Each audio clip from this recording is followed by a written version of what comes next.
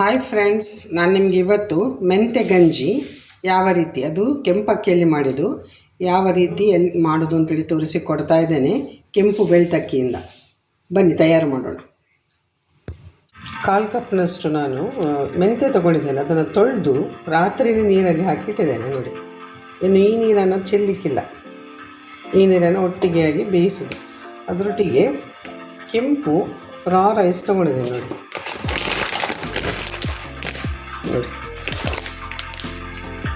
ಕೆಂಪು ಬೆಳ್ತಕ್ಕಿ ಅಂತ ಹೇಳ್ತಾರಲ್ಲ, ಇದರಿಂದ ಒಂದು ರೆಸಿಪಿ ಮಾಡುವ. ಈಗ ಮೊದಲಿಗೆ ನಾನು ನೀರು ಬಿಸಿಯಾಗಲಿಕ್ಕೆ ಇಟ್ಟಿದ್ದೇನೆ. ಅಕ್ಕಿ ನಾನು ಒಂದು 2 ಲೋಟದಷ್ಟು ಹಾಕ್ಕೊಳ್ತೇನೆ. 2 ಕಪ್ನಷ್ಟು ಅಕ್ಕಿ ಮತ್ತು 1/4 ಕಪ್ನಷ್ಟು ಮೆಂತ್ಯ. ನೀರು ಬಿಸಿ ಆದ ಕೂಡಲೇ ಅಕ್ಕಿ ತೊಳೆದು ಹಾಕ್ಕೊಳ್ಳುವ. ತೆಂಗಿನಕಾಯಿ ತೊಗೊಂಡಿದ್ದೇನೆ, ಇದನ್ನು ತುರ್ಕೊಳ್ಳುವ. ನೀರು ಕುದಿ ಬರ್ತಾ ಇದೆ. ತೊಳೆದಿಟ್ಟ ಅಕ್ಕಿಯನ್ನು ಹಾಕ್ತಾ ಇದ್ದೇನೆ.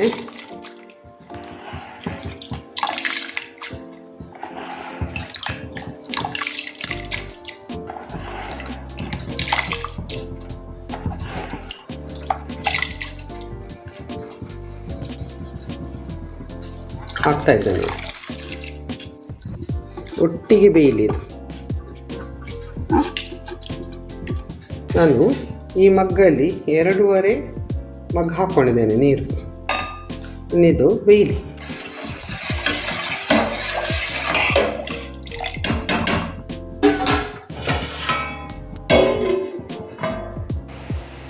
ತೆಂಗಿನಕಾಯಿ ಹಾಕ್ತಾ ಇದ್ದೇನೆ ನೋಡಿ.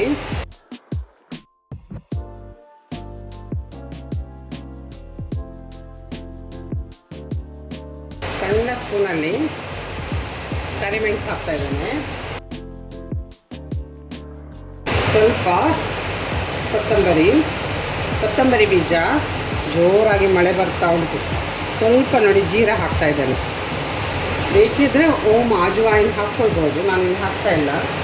ಇದನ್ನು ಇನ್ನು ಗ್ರೈಂಡ್ ಮಾಡ್ಕೊಳ್ಳುವ. ಗ್ರೈಂಡ್ ಆಯಿತು ನೋಡಿ, ನೈಸ್ ಆಯಿತು. ಇನ್ನು ಬೇಯ್ತಾ ಇರುವ ಅಕ್ಕಿ ಮತ್ತು ಮೆಂತ್ಯಗೆ ಹಾಕ್ಕೊಳ್ಳುವ. ಇದನ್ನು ಬೆಲ್ಲ ಹಾಕ್ತಾ ಇದ್ದೇನೆ ನೋಡಿ. ಅದರೊಟ್ಟಿಗೆ ಅಕ್ಕಿ ಅನ್ನ ಆಗಿದೆ, ಚೆನ್ನಾಗಿ ಬೆಂದಿದೆ. ಇದನ್ನು ಮಿಕ್ಸ್ ಮಾಡಿಟ್ಟು ನೀರು ಹಾಕ್ಕೊಳ್ಳೋ. ಇನ್ನು ಮಿಕ್ಸಿಗೆ ನೀರು ಹಾಕ್ಕೊಂಡು ಹಾಕು.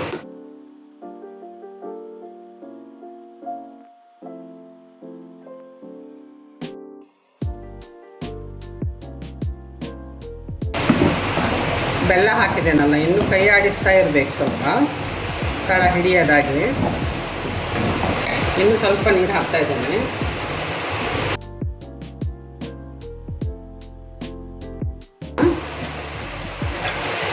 ಏನು ಪೇಸ್ಟ್ ಮಾಡಿ ಹಾಕಿದ್ದೇವಲ್ಲ, ಅದರಲ್ಲಿ ಇನ್ನೂ ಚೆನ್ನಾಗಿ ಬೇಯಬೇಕು ನೋಡಿ. ಇಷ್ಟು ದಪ್ಪಕ್ಕೆ ಬಂತು. ರುಚಿಗೆ ತಕ್ಕಷ್ಟು ಸ್ವಲ್ಪ ಉಪ್ಪು ಹಾಕುವ, ಜಾಸ್ತಿ ಬೇಡ, ಯಾಕಂದರೆ ಬೆಲ್ಲ ಹಾಕಿದ್ದೇವಲ್ಲ. ಸ್ವಲ್ಪ ಒಂದು ಚಿಟಿಕೆಯಷ್ಟು ಮಿಕ್ಸ್ ಮಾಡ್ಕೊಳ್ಳಿ. ಕೈ ಆಡಿಸ್ತಾ ಇರುವ. ಬೆಲ್ಲ ಕರಗಿ, ಉಪ್ಪು ಹಾಕಿದ್ದೇವೆ, ಬೆಲ್ಲ ಕರಗಿ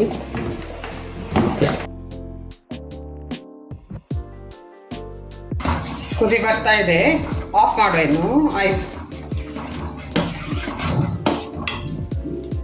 ಸರ್ವ್ ಮಾಡ್ತಾ ಇದ್ದೇನೆ ನೋಡಿ.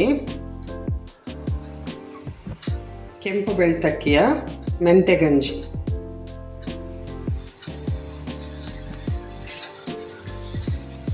ನೋಡಲಿಕ್ಕೆ ಸೂಪರ್ ಆಗಿದೆ. ಟೇಸ್ಟ್ ಕೂಡ ಅಷ್ಟೇ ಸವಿ, ಒಳ್ಳೆಯದಿದೆ. ತಂಪು, ದೇಹಕ್ಕೆ ತಂಪು. ಇವತ್ತು ಆಷಾಢ ಮಾಸದ ಅಮಾವಾಸ್ಯೆ, ಆಟಿ ಅಮಾವಾಸ್ಯೆ ಅಂತ ಹೇಳ್ತೀವಿ ನಾವು.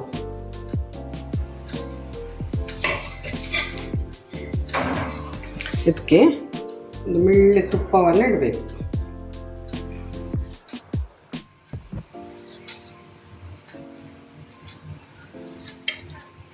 ನೋಡಿ, ಇದೇನು ಅಮಾವಾಸ್ಯೆ ದಿವಸವೇ ಆಟಿ ಅಮಾವಾಸ್ಯೆಗೆ ತಿನ್ನಬೇಕು ಅಂತೇಳಿ ಅಲ್ಲ. ಆಷಾಢದಲ್ಲಿ ಯಾವ ಹೊತ್ತಿನಲ್ಲಿ, ಅದು ಹೆಣ್ಣು ಮಕ್ಕಳಿಗಂತೂ ಹೇಳಿ ಮಾಡಿಸಿದ ರೆಸಿಪಿ ಇದು.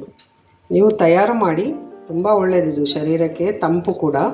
ಮಕ್ಕಳಿಗೆ, ಹೆಣ್ಣು ಮಕ್ಕಳಿಗೆ ಅಲ್ಲದೆ ಗಂಡು ಮಕ್ಕಳಿಗೆ ಮಾಡಿಕೊಡ್ಬೋದು.